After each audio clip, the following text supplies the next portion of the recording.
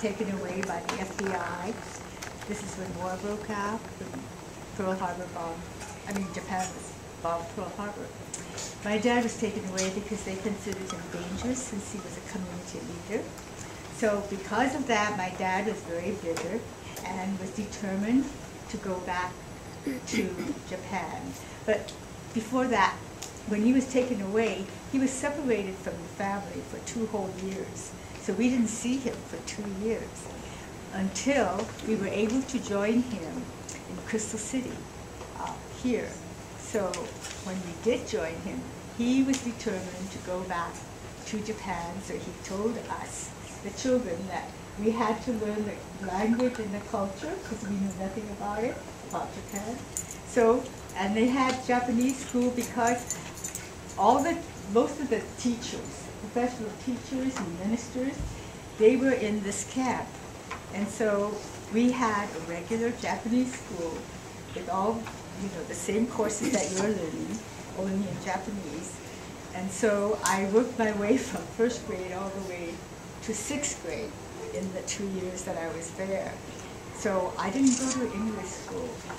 And that, to me, I regret, because after the war, we did not go back to Japan, because my older sister, who went to English school, she decided, she didn't decide, she knew she did not want to go to Japan. So she saved us from returning to Japan. And so my mom said, if Amy doesn't go, then we're not going at all to Japan. So then we come back, and I had to start English school all over again. And it wasn't easy, believe me. Bessie, where was your family living when your father was arrested? We were living in Lodi. Lodi, California. California. No.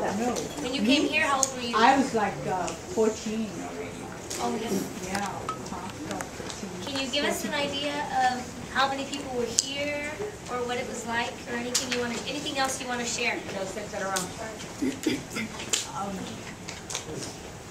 No, maybe Haru could share something. And by the way, your English is beautiful, so you did very well. Well, I wouldn't have known that it wasn't your first. I'm being corrected. You sound real by good. my husband.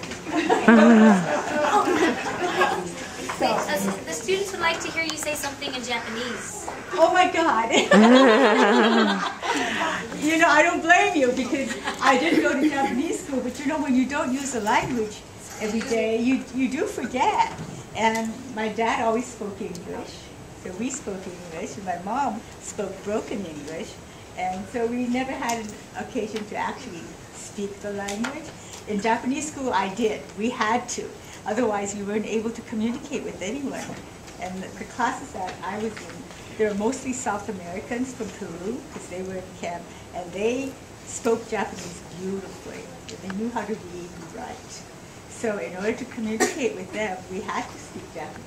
And the South Americans would laugh at us when we speak Japanese, because they said, "Wow, you have a terrible accent." And here they're speaking Japanese with their Spanish accent. So anyway. Can you say something in Japanese? Oh, in Japanese, what can I say? Oh my God. Which is what you say. I could say konnichiwa. I'm sure all of you would know it. It means hello. Ikaga desu ka means how are you. How would I say nice to meet you? Hajimete something. Meaning